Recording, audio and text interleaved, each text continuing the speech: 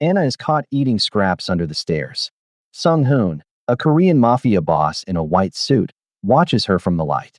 The dry crust of bread tasted like dust and desperation against Anna's tongue. She pressed her spine harder into the damp, splintering wood of the underside of the stairs, trying to merge with the shadows. In the grand estate of the Thorne family, Anna Johnson was a ghost, a flicker of movement in the periphery that the wealthy owners chose to ignore. She had learned the hard way that invisibility was her only currency. To be seen was to be questioned, and to be questioned was to be cast back into the cold Texas night. But today, the silence of her sanctuary was shattered. The heavy oak door at the top of the cellar stairs groaned open, spilling a violent, clinical flood of golden light into her dark world.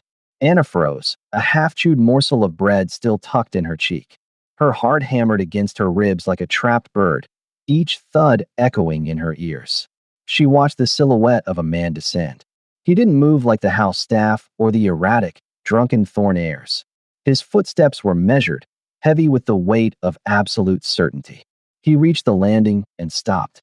Anna squeezed her eyes shut, her knuckles white as she clutched the remaining scrap of bread to her chest. Please, just pass by. Please don't look down. It is a very small piece of bread for such a large amount of fear. The voice was like velvet over gravel, deep, smooth, and chillingly calm. Anna's eyes snapped open. Standing less than 3 feet away was a man who looked like he had stepped out of a different universe. He wore a white suit so immaculate it seemed to glow in the dim cellar light. His face was a mask of sharp angles and unreadable intent, his dark eyes locked directly onto hers. Panic flared in Anna's throat. She scrambled back, her torn red dress catching on a stray nail, the fabric ripping with a sound that felt like a scream in the quiet room. Her breath came in jagged, shallow gasps. She looked for an exit, a hole, any shadow deep enough to swallow her. But the man's presence seemed to take up all the air in the room. I was leaving, she whispered, her voice cracking. I'm sorry. I'm going. Yoon Sung-hoon did not flinch. He didn't look at her with the disgust she expected, nor the predatory hunger she had spent her life fleeing. Instead, he watched her with a terrifyingly focused curiosity, as if he were reading the very map of her trauma written in the grime on her face. Why are you hiding? He asked. It wasn't a taunt. It was a clinical inquiry. I'm not, she lied, her voice trembling as a single tear carved a clean path through the dirt on her cheek. Sung-hoon took a single step closer. The power radiating from him was palpable, a controlled authority that made the grand estate above them feel small. He looked at her chipped nails and the way she protected her meager meal. You are a ghost, he said softly, his jaw setting. But I have always had a talent for seeing things that are meant to stay buried. He reached out a hand, not to grab her, but palm up, an invitation that felt like a command. The golden light behind him framed him like a judge, and in that moment, Anna realized the shadows could no longer protect her. The world of scraps was over. The silence following Sung-hoon's words was heavy, filled only by the distant, rhythmic hum of the estate's ventilation and the frantic pulse in Anna's throat. His hand remained extended, steady as a mountain, while hers hovered near her chest, clutching the dry bread like a shield that had already failed. She looked at his palm, clean, lined with the faint calluses of a man who handled both pins and heavy consequences, and then back up at his face. The sternness she had first perceived wasn't gone, but it had shifted. It was no longer the gaze of a judge, but that of a navigator spotting a survivor in wreckage. I don't have anywhere else, Anna whispered, the confession tearing out of her with a jagged edge. If I leave, I'm just a ghost in a different alleyway. Sung-hoon's eyes didn't flicker with pity. Instead, they darkened with a shared understanding. There are many types of ghosts, Anna.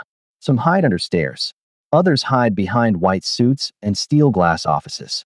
But a ghost in my world at least has a door that locks.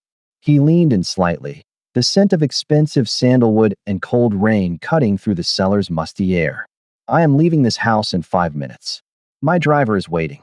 I will not leave you here if you do not feel safe, but I will not force you into a different kind of cage. The choice to rise is yours. Anna looked up the stairs toward the golden light. Above her were the Thorns, people who looked at her without seeing her, who considered her presence a stain to be scrubbed away. Then she looked at the man in the white suit. He was dangerous. She could feel the lethality coiled in his stillness, the shadow operations her intuition whispered about. But for the first time in 24 years, someone had asked her what she felt. A sudden crash echoed from the floor above, a glass breaking, followed by the booming, entitled roar of the eldest Thorn's son. Anna flinched, her shoulders instinctively hunching to take up less space. Sung-hoon's jaw tightened. He didn't look up at the noise. His focus remained entirely on her. They will never see you, Anna. Even if you stood on their dining table, you would be invisible to them. With me, you will be seen. That is the danger, and that is the gift. Anna felt a spark of something she hadn't felt in years. Not hope, but a cold, hard defiance. She slowly let the bread fall from her hand. It hit the dirt floor with a soft thud, a discarded relic of her survivalist life. Her fingers, stained and trembling, reached out.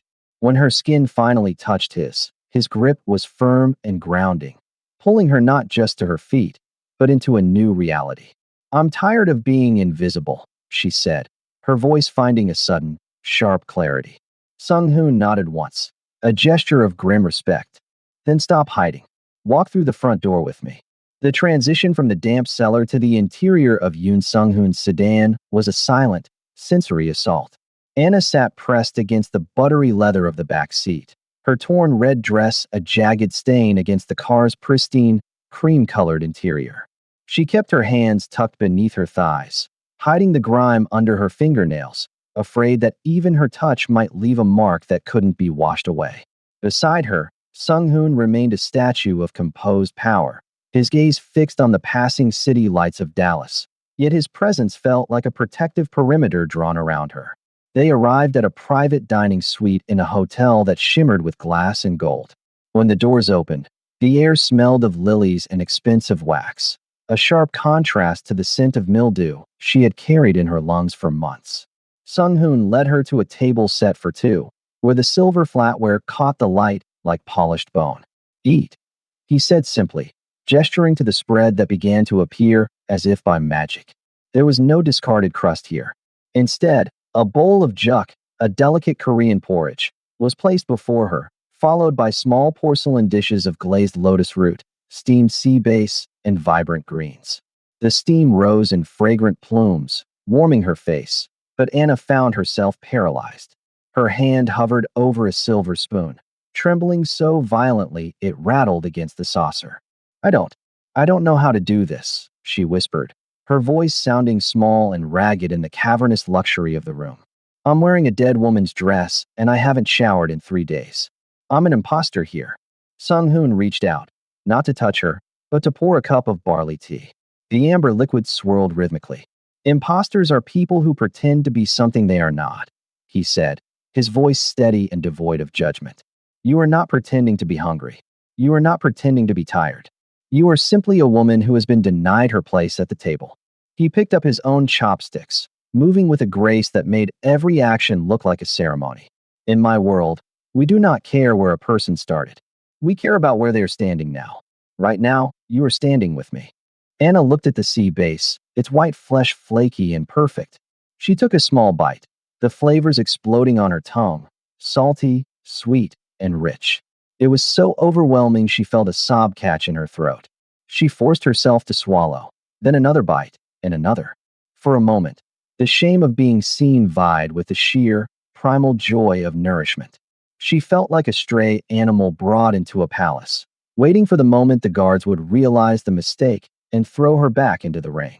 But as she looked across the table, she saw Sung-hoon watching her.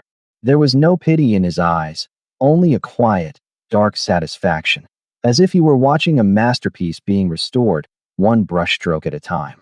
The meal ended as quietly as it had begun, but the satiated warmth in Anna's stomach did little to quiet the growing unease in her chest. As the porcelain plates were cleared, the air in the private suite seemed to sharpen, turning from the soft glow of a sanctuary into something more clinical and cold. Sung-hoon stood, his white suit still unblemished despite the evening's events, and gestured toward the floor-to-ceiling windows overlooking the city. "You look at these lights and see a city of possibilities," he began, his voice dropping into that low, gravelly register that commanded the very shadows of the room. I look at them and see a grid of debts and logistics. He pulled a thin, encrypted tablet from his pocket, laying it on the mahogany table. On the screen, a series of shipping manifests and digital ledgers flickered, lists of import-export goods that seemed benign at a glance, but were underscored by complex, tiered encryptions. My family, the Yun clan, has spent 3 generations building a bridge between Seoul and the West, Sung-hoon explained, his eyes reflecting the blue light of the screen. On the surface, we move textiles and technology. In the shadows, we move the capital that fuels the city's expansion. We provide the liquidity the banks are too afraid to touch. Money laundering is a crude term for it, but it is the blood that flows through our veins. Anna stepped closer, her heart beginning to pound again, but this time it wasn't from hunger. She looked from the digital numbers to the man standing beside her. "You're a criminal," she whispered, the word feeling heavy and dangerous on her tongue. "I am a son," he corrected, his jaw tightening. "My father did not leave me a choice. This empire is an inherited obligation, a cage made of gold and iron. If I walk away, the structure collapses, and hundreds of families who depend on our protection fall with it. My import-export business is a shield as much as it is a weapon." He turned to face her fully, his expression unreadable but intense. "I pulled you from under those stairs because I recognized the look in your eyes. You were trapped by a life you didn't choose. I am trapped by a life I cannot leave. I can offer you safety, Anna, and I can offer you a seat at this table. But you must understand that the light I stand in is filtered through the darkness of what I must do to keep it."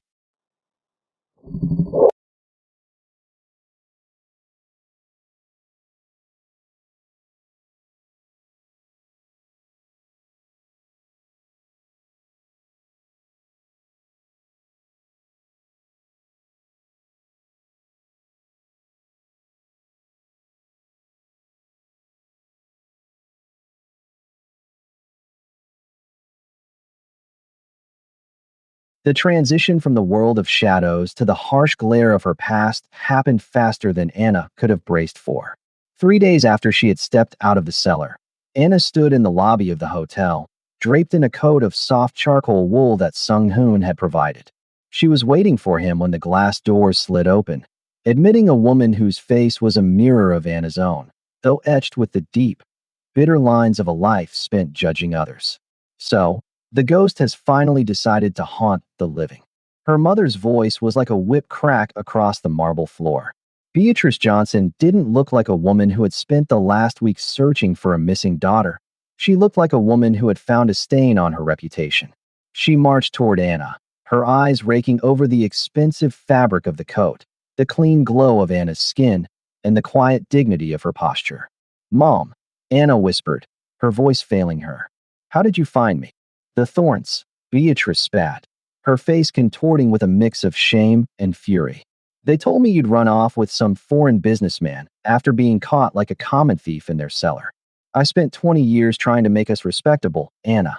I worked 3 jobs so you wouldn't have to look like a cliché. And here you are, selling yourself to the highest bidder." "It's not like that," Anna said, her hands trembling as she clutched the lapels of her coat. "He saved me. I was starving, Mom. I was hiding under the stairs because I was afraid of the world you pushed me into." "Saved you?" Beatrice laughed, a harsh, jagged sound. "The word on the street is that your savior is a man who builds his throne on blood and dirty money. You think this is a fairy tale? You've traded your soul for a silk lining. You're nothing but a criminal's pet now." The shame that had lived in Anna's marrow for years surged back, hot and suffocating. She felt small again, the girl in the torn red dress eating scraps. Her mother's words were the safe lies she had been raised on. The idea that suffering in silence was better than being disreputable. "He's more honest about his darkness than you ever were about yours," Anna said, her voice shaking but gaining strength. "You're a disgrace," Beatrice hissed, leaning in close, the scent of cheap perfume and old resentment cloying. "You think you're special because he put you in a fancy coat? To men like that, you're just a temporary distraction. When he's done with you, don't you dare come back to my door." Beatrice turned and vanished through the revolving doors, leaving a wake of silence that felt heavier than the cellar's darkness. Anna stood frozen, the ghost of her past having delivered its final blow. She was no longer hiding under the stairs, but the world was making it clear that the price of stepping into the light was the total destruction of the bridge behind her. The sting of her mother's rejection lingered like a cold draft, but it was the silence of the hotel suite that finally forced Anna to look upward. For days, she had been a passenger in Sung-hoon's life, a girl being polished and protected, but as she watched him pace the length of the mahogany office, she saw the cracks in his own armor. He was on a call, his voice a low, rhythmic cadence of Korean, his brow furrowed as he stared at a series of localized marketing proposals for a new development project in the city's historic district. He hung up, exhaling a breath that seemed to carry the weight of an entire board of directors. The local council is blocking the permits, he said, more to himself than to her. They see a foreign face and a shadow reputation, and they close ranks. They talk of community heritage, but they are really asking for a price I cannot calculate. Anna walked over to the desk, her eyes scanning the glossy brochures and the stiff, formal letters from the council members. She saw the names she recognized from the years she spent cleaning the offices of the city's elite, or overhearing their conversations while she waited in the corridors of power they thought she was too invisible to understand. They don't want money, Anna said softly, her finger tracing the letterhead of a prominent councilwoman.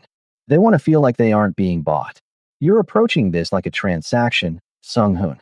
In this city, power isn't a currency, it's a narrative. Sung-hoon paused, his dark eyes narrowing as he turned to her. A narrative? You're pitching a development, she explained, her voice gaining a confidence that surprised them both. But this councilwoman, she's facing an election where her base feels forgotten. If you frame the project as a restoration of the neighborhood's soul, if you use the import side of your business to create a cultural center instead of just a warehouse, you give her a story to sell. You don't pay her off. You make her a hero. She pointed to a specific clause in the proposal. Change this. Stop talking about logistics. Start talking about legacy. I know these people. I've spent my life watching them from the corners. They are terrified of being irrelevant. Sung-hoon looked at the documents, then back at Anna. For the first time, he didn't see a woman he had rescued from a cellar. He saw a strategist who had turned a lifetime of forced observation into a lethal weapon of intuition. He realized that while he understood the mechanics of the shadow, Anna understood the heartbeat of the light. I spent my life trying to take up less space so they wouldn't notice me, Anna whispered, a small, sharp smile touching her lips. I never realized that meant I was the only one in the room actually listening. Sung-hoon reached out, his hand hovering near hers on the desk. Then stop listening from the corners, Anna. Sit at the desk. Help me rewrite the story. The fragile momentum of their partnership was shattered by a single, vibrating phone call in the middle of the night. The sound was abrasive in the quiet luxury of the suite, a digital intrusion that signaled the end of their brief reprieve. Sung-hoon didn't need to speak for Anna to know the world had tilted. The way he sat upright, his face draining of what little warmth it had held, told her everything. My father, he said, his voice a hollow echo of its usual command. A hemorrhagic stroke. He is alive, but the line of succession is already fraying. By dawn, the suite was a hive of frantic, hushed activity. Suitcases were snapped shut, and encrypted phones buzzed incessantly. The Seoul crisis wasn't just a medical emergency. It was a geopolitical earthquake for the Yoon clan. In the vacuum of his father's consciousness, the shadow operations were suddenly without an anchor, and Sung-hoon's cousins and rivals in Seoul were already moving to seize the manifests. I have to go back, Sung-hoon said, standing by the window where the rising sun caught the sharp, morning edge of his silhouette. If I am not there to claim the seat, the empire will be torn apart by men who do not believe in shields, only weapons. Anna felt the familiar coldness of the cellar beginning to creep back into her limbs. And me? Do I go back to being a ghost? Sung-hoon turned, and for the first time, the Mafia boss looked vulnerable. The board in Seoul, they are traditional. They see a woman like you as a liability, a distraction I found in the West. If you come with me now, you walk into a den of wolves who will use your past to destroy us both. But if you stay here, you are a target for those who want to hurt me. He walked toward her, taking her face in his hands. His grip was desperate, a silent plea for her to understand the inherited obligation that was pulling them apart. I am going to Korea to fight for my life. I need you to stay here and fight for the narrative we started. Keep the permits. Build the center. Be the anchor I can return to. The power struggle had officially begun, stretching across 10,000 miles of ocean. Anna watched from the balcony as his black car pulled away, heading for the private terminal. The luxury around her suddenly felt like a gilded cage again.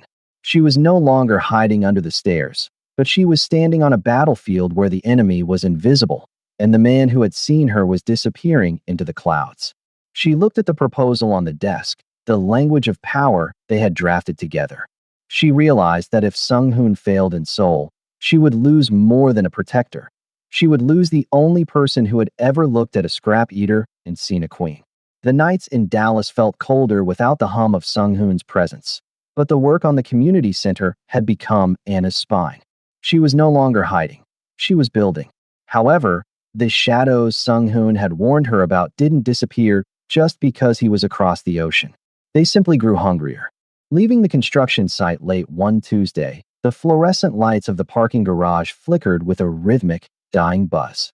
Anna reached for her car door, her mind still racing with permit codes and floor plans, when a black SUV swerved into the adjacent stall, blocking her exit. Two men stepped out. They weren't the polished professionals of the Yoon clan. They were jagged, wearing the cheap leather and hard eyes of a rival faction looking for a shortcut to leverage. Anna Johnson, the taller one said, his voice echoing off the concrete. He held up a grainy photograph, an image of her from weeks ago, huddled in her torn red dress, looking like a discarded animal. Quite the promotion. From eating scraps in a cellar to running a mafia boss's portfolio. We wonder what the city council would think if they knew their visionary was just a common thief Sung-hoon picked up off the floor. Anna's breath hitched. The old shame surged, a cold tide threatening to pull her back under the stairs. What do you want? We want the access codes to the North Texas manifests, the man sneered, stepping into her personal space.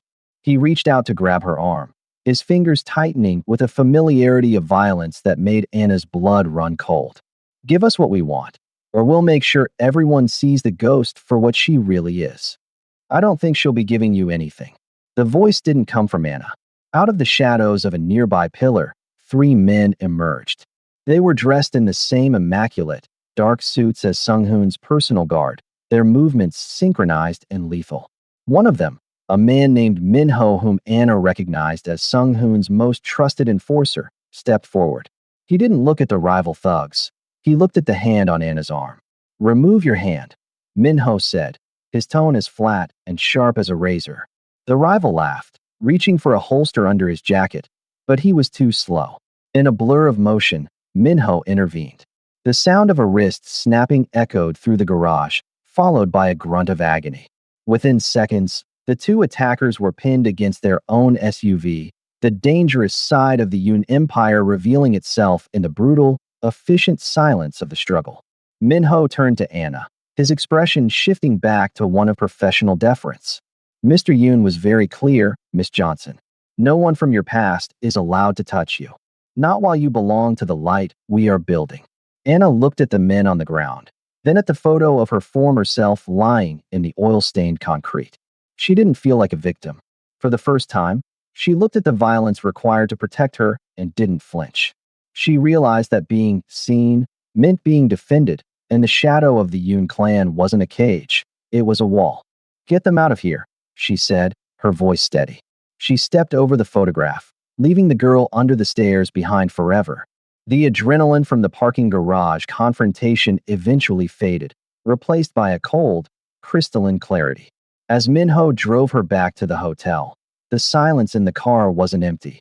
It was heavy with the weight of a threshold being crossed. Anna looked at her reflection in the darkened window, the charcoal wool coat, the steady gaze, the hands that had finally stopped shaking. She realized that the safe world her mother and the Thorns occupied was built on a different kind of violence, one that starved the soul and demanded total invisibility. Inside the suite, the glow of the Dallas skyline felt like a map of her new territory. She picked up the encrypted phone Sung-hoon had left her. It buzzed almost immediately with a secure video feed. Sung-hoon appeared on the screen, the stark morning light of Seoul highlighting the exhaustion etched into his features. He looked at her, his eyes searching for any sign of the ghost he had found under the stairs. Min-ho told me what happened, he said, his voice a low vibration of restrained fury and relief. I am sorry that my world bled into yours, Anna. I never wanted you to see that side of the shield. It's okay, Anna replied, her voice surprising her with its steel. For the first time in my life, I wasn't the one being crushed. I was the one being protected. Sung-hoon leaned back, a flicker of surprise crossing his face. In Korea, the board is demanding I settle the succession by marrying into a clean family, one that provides a political facade for our operations. They call it a safe truth.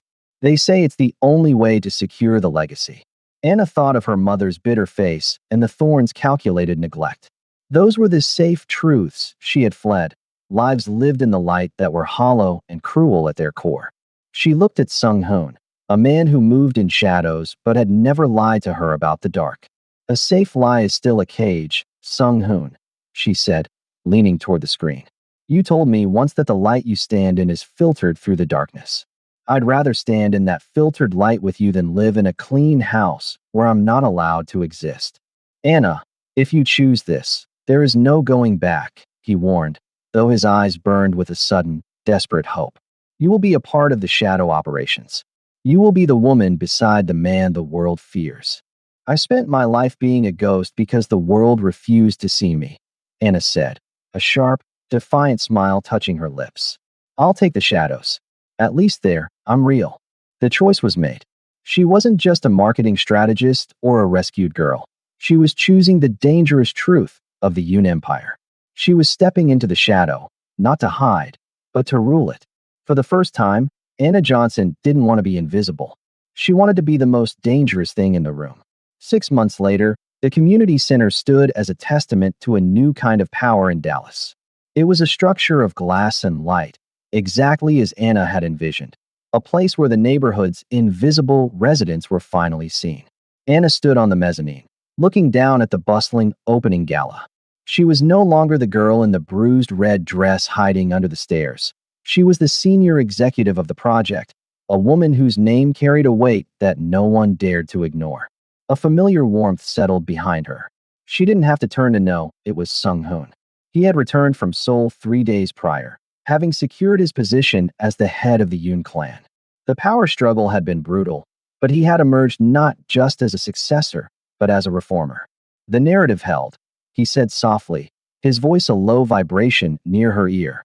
He looked out at the crowd, then at her. He was dressed in a black suit this time, less like a judge and more like a partner. You did more than secure a permit, Anna. You built an anchor. We did, she corrected, turning to face him. The hotel suite had been a sanctuary, and the warehouse a secret, but here, in the bright light of the center's lobby, the truth felt different.